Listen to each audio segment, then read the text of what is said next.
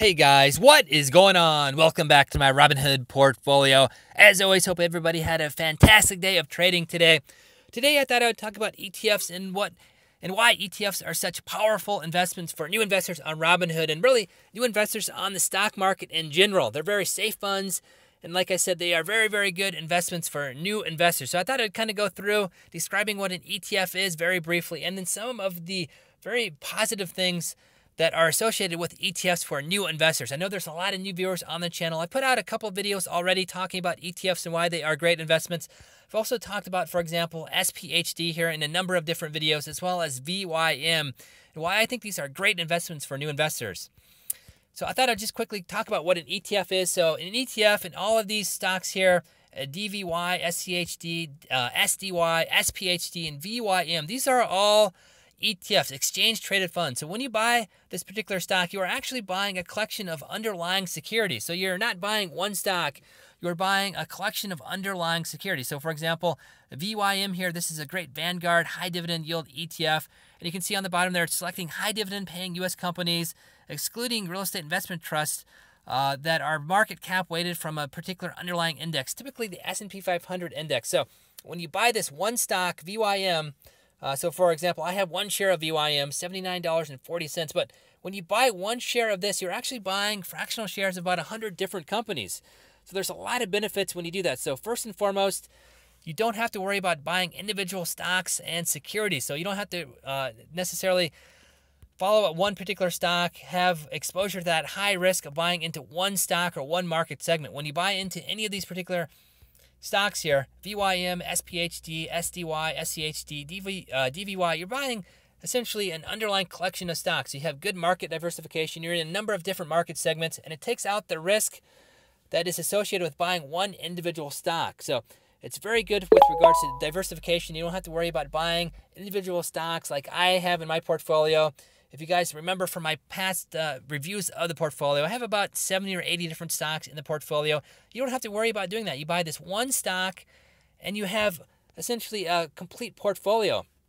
The other great part about this is they're very tax efficient as well. So when you buy individual stocks and securities, you're always paying, at the end of the year, capital gains taxes on any profit you made off buying and selling stock, as well as dividend distributions. But when you buy an ETF, that's all done for you, and it's done very tax efficiently. So whereas in my portfolio, for example, buying and selling individual stocks, I'm probably not that tax efficient, but for these ETFs, they are very tax efficient. You have a group of advisors that are essentially running these funds. And the other great part about this is that the advisors are charging very, very minimal. So Vanguard, for example, VYM, the cost of this, the expense ratio, is very, very small. I think it's like 0.04%, which is essentially nothing.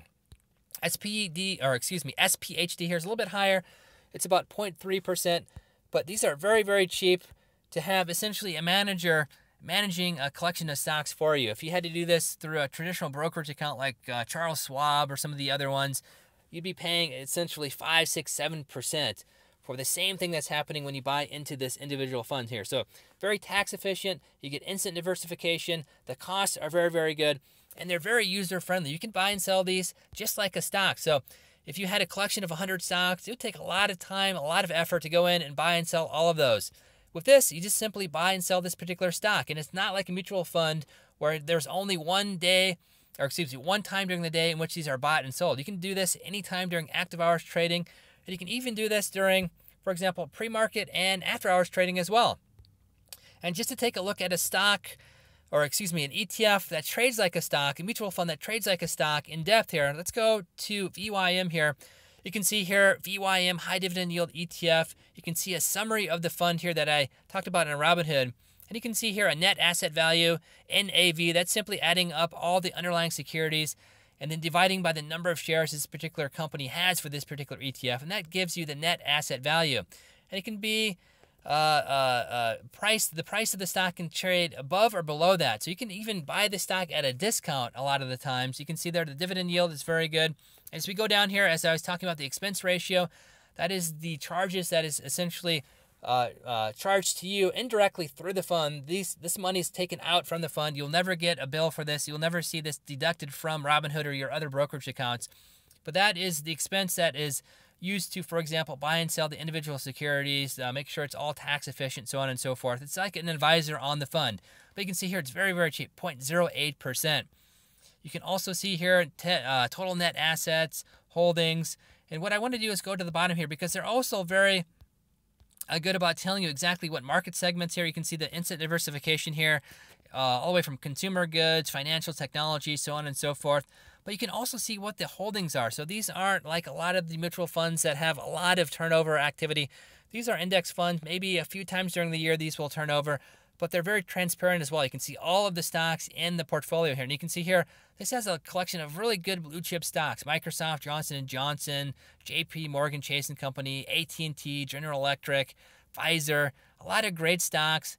And again, you don't have to worry about buying each of these individually. You buy this one stock, VYM, and you have all of these stocks in the portfolio.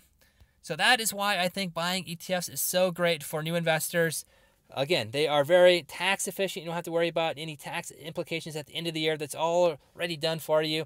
You have a very cheap manager, so to speak, with the expense ratio. You have instant diversification, and unlike mutual funds, you can buy and sell these throughout the day. If you want to day trade, swing trade these, hold these longer term, if you need instant liquidity and sell these off, you can do that. Pre-market, active hours trading, or post-market trading. A mutual fund, you can't really do that. You can only do that once a day. At the end of the day, it's priced, and that's when you buy or sell off the stock. So that's why I think ETFs are great for new investors. Just responding to that comment on that prior video thread. That's why I've recommended VYM here, SPHD as well. VYM here is a little bit more pricey, $79.40, but that other stock, SPHD, it's a monthly dividend stock, so you're always going to get a dividend every month for compounding interest, and it's cheap too. It's like $40. So that's very accessible to new investors who don't have a large bankroll, don't have a lot of money in their portfolio. So just wanted to quickly talk about that. There's a lot of new investors. A lot of people have been asking why I recommend ETFs versus individual stocks, and that is why. They're very, very friendly. They are tax efficient. You get instant diversification. You don't have to worry about selling individual stocks. You don't have to worry about buying individual stocks when you're a new investor who don't necessarily have a lot of information about what are good stocks and what are bad stocks. So that's what I think about ETFs. Let me know if there's any other benefits for new investors buying ETFs versus individual stocks. And kind of with that, I'll end the video. Not to make the video too long here. As always, if you guys enjoy my videos, feel free to like, share, and subscribe. I appreciate the support. The channel would not be where it is without your support. So I definitely want to thank you for that. And again, if you guys have any great video ideas, anything that you would change in what I've said in the video, add to the video, let me know. I'm always interested in learning a little bit about your perspective, as well as anything I might have left off the video or said inadvertently, incorrectly. So let me know either way. So kind of with that, I'll end the video, and we'll see you guys next time.